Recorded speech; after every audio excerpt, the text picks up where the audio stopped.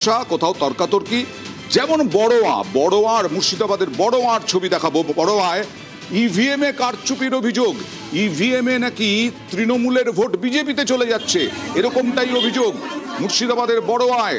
দেখুন সেই ছবি, কেন্দ্রীয় বাহিনীর জওয়ানদের কাছে অভিযোগ জানাচ্ছেন ভোটাররা।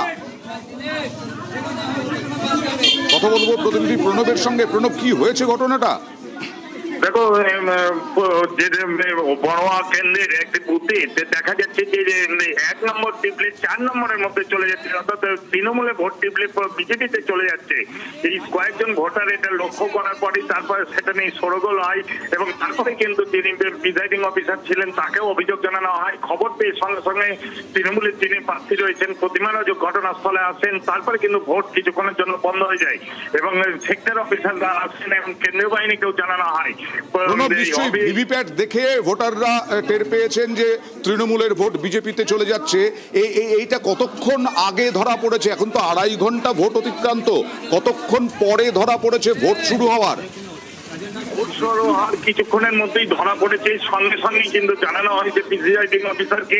তারপরে কিন্তু ভোট বন্ধ হয়ে যায়, ভোট বন্ধ করে দেন এবং তারপর আর যিনি তৃণমূলের প্রার্থী প্রতিমা রজক তিনিও ছুটে আসেন এবং তারপর লক্ষ্য করেন যে অভিযোগটি সঠিক। তারপরে কিন্তু ভোট বন্ধ করে দেওয়া হয় এবং বেশ কিছু ভোটার পড়েছিল। তবে পুরো ঘটনাটা তদন্ত করে দেখা হচ্ছে কি টেকনিক্যাল ফল্টের জন্য এই ঘটনা ঘটেছে, না এর পেছনে সত্যি কোনো অভিসন্ধি রয়েছে সেগুলো কিন্তু দেখা হচ্ছে।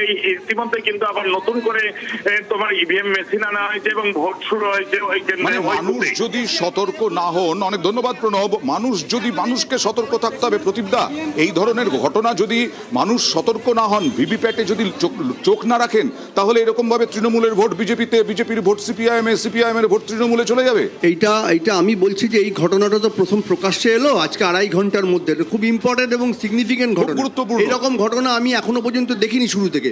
এইটাকে কঠোরভাবে দেখা উচিত। কোন পলিটিক্যাল পার্টির লাভ হলো, কার লস হলো, এটা ব্যাপার না। আসলে সঠিক মানুষের ভোটাধিকারটা ভুলভাবে মিস ইন্টারপ্রিট হচ্ছে। আমি শুধু আপনাকে এর মধ্যে বলতে চাই, আপনি বিভিন্ন জায়গায় দেখাচ্ছেন, আমার কাছে যা খবর আছে আপনারা ইভিএম এ কারচুপির অভিযোগ এনেছিলেন, তৃণমূলও এনেছিল এর আগে। আমরা গেছিলাম কিন্তু ওদের সঙ্গে কথা বলতে। ওরা তখন দেখিয়েছিল না কারচুপি হয় না। আজকে কারচুপি হলো এবং স্বীকার করে নিল চেঞ্জ হচ্ছে। এবং এই ট্রেন্ড, সাধারণ গরিব মানুষ ভোট দিতে গিয়ে কেউ ভিভিপ্যাট দেখে না। আপনি জানেন ভিভিপ্যাট গোনা পর্যন্ত হয় না একটা সার্টেন টাইমের পর। আমি শুধু আপনাকে এর সঙ্গে আরেকটা কথা যুক্ত করছি, আপনি দেখবেন আপনার প্রতিনিধিরা ছড়িয়ে আছে মুর্শিদাবাদের ডোমকল, রায়পুর, আমি ওইগুলোতে আসবো, আমি ওইগুলো দেখাবো। কিন্তু বিষয়টা হচ্ছে যে লিপিকা, যদি এই ধরনের গন্ডগোল হয়, সাধারণ মানুষ, গ্রামের মানুষ, প্রান্তিক মানুষ, তারা কতটা লক্ষ্য রাখতে পারবেন ভিভিপ্যাটে? না, এতে শুধু প্রান্তিক মানুষ নয়, অনেক শিক্ষিত মানুষও ওভাবে ভালো করে ইভিএম বা ভিভিপ্যাট দেখে না, জাস্ট প্রেস করে দিয়ে চলে আসে। কিন্তু এই কথাটা ভুললে চলবে না, রাহুল গান্ধী, প্রিয়াঙ্কা গান্ধী বারবার করে ইভিএম কারচুপির কথা বলেছিলেন। একটা সময় সত্যি কি ইভিএম এ কারচুপির